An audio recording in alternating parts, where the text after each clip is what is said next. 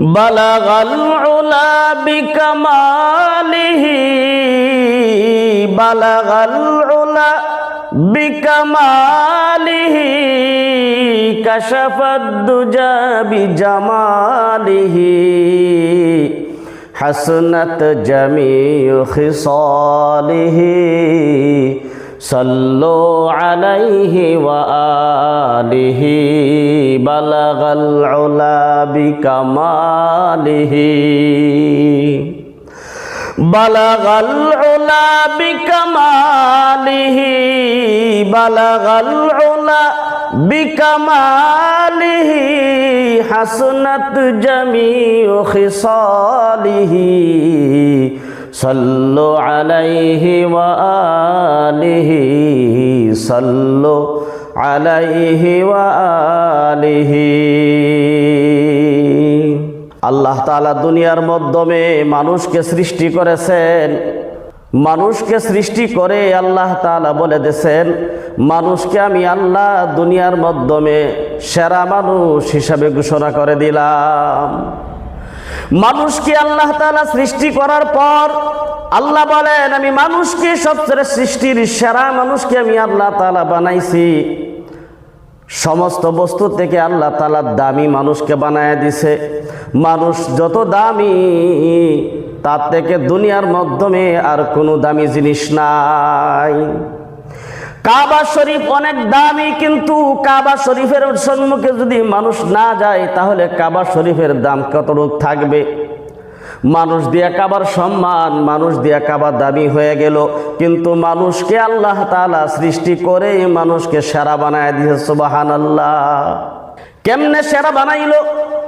আল্লাহ তাআলা বলেন, আমি মানুষকে বললাম তোমাদের সম্মুখে আমি একটা আমানত রাখলাম। ইন্না আরাদানাল আমানাতা আলাস সামাওয়াতি ওয়াল আরদি ওয়াল জিবালি ফাআবাইনা আন ইয়াহমিলনাহা ওয়া আশফাকনা মিনহা ওয়া হামালাহাল ইনসান। আল্লাহ তাআলা বলেন, তোমাদের সম্মুখে আমি একটা আমানত রাখতে চাই, তোমাদেরকে আমি আল্লাহ তাআলা জিম্মাদার বানাইতে চাই। আসমানের সম্মুখে রাখলেন আমানত, আসমান বলে জমিনের উপরে রাখলেন আমানত, পাহাড়ের উপরে রাখলেন আমানত। বন্ধুগণ, সকলের সম্মুখে আমানত রাখার পর সবাই ভয়ে অস্বীকার করে দিছে, আমানত আমরা রাখতে পারবো না। ওয়া হামালাহাল ইনসান, আল্লাহ তাআলা মানুষকে ওই আমানত সমঝায়া দিলেন, মানুষ ওই আমানতকে গ্রহণ করে নিলেন। সুবহানাল্লাহ। আমানতটা হলো আল্লাহ তাআলা কোরআনে কারীমকে সারা দুনিয়ার সম্মুখে রাখলেন, আসমানের সম্মুখে রাখলেন, জমিনের সম্মুখে রাখলেন, পাহাড়ের সম্মুখে রাখলেন। সবাই ভয়ে অস্বীকার করেছে, আমরা এই কোরআনে কারীমকে আমানত হিসাবে রাখতে পারবো না। আল্লাহ তাআলা মানুষকে জিম্মাদার বানায়া দিয়া মানুষের উপরে এই আমানত সঁপিয়া দিলেন। সুবহানাল্লাহ।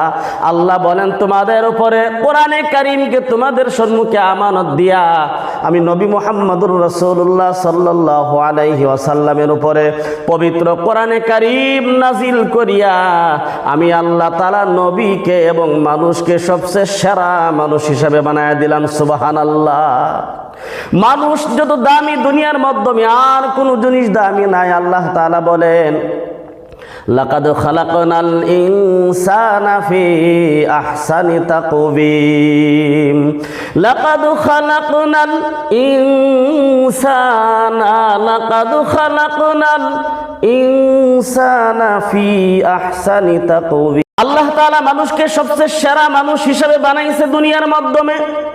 এবার চিন্তা করেন, দুনিয়ার মাধ্যমে যদি দুনিয়াবি এডুকেশন হিসাবে যাতে ধরেন, কেউ ম্যাট্রিক পাস করেছে, কেউ বিএ পাস করেছে, কেউ ইঞ্জিনিয়ারিং পাস করেছে, কেউ ডক্টরেট পাস করেছে, নানান রকমের বড় বড় ডিগ্রি নিয়ে পাস করেছে।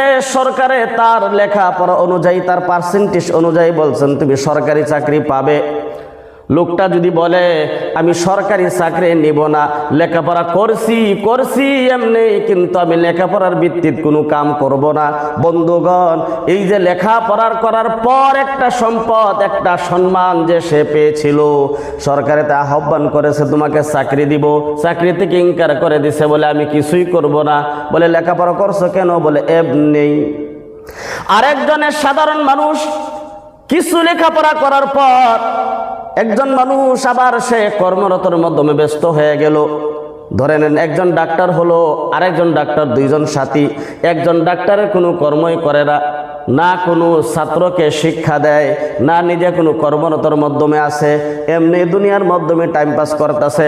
আরেকজন ঠিক তার লগেই সাথী ছিল, সেও ডাক্তারি পাশ করেছে। ওই মানুষটা ডিগ্রি নিয়ে একটা কলেজ খুলে দিল, MBBS কলেজ খুলে দিল, হাজার হাজার ডাক্তার বানাইলো, আবার নিজেও কর্মরত, হাজার হাজার মানুষের চিকিৎসা করে মানুষকে ভালো করেছে। বন্ধুগণ বলেন, দুইজন মানুষ ঠিকই, দুজনেরই ডিগ্রি সমান, কিন্তু তার মাধ্যমে সবচেয়ে সেরাকে, সবচেয়ে দামিকে, যে কর্মরত আছে, যে ওই শিক্ষার যে সম্মান দিয়েছে, সে সম্মানিত, সম্মান প্রাপ্ত হয়েছে। আমার বন্ধুগণ ঠিক তেমনি আল্লাহ তাআলা মানুষকে সেরা মানুষ বানায় দুনিয়ার মাধ্যমে পাঠাইছে। মানুষ যদি সেরা হইতে চায়, মানুষের কিছু কাজ আছে করতে লাগবে।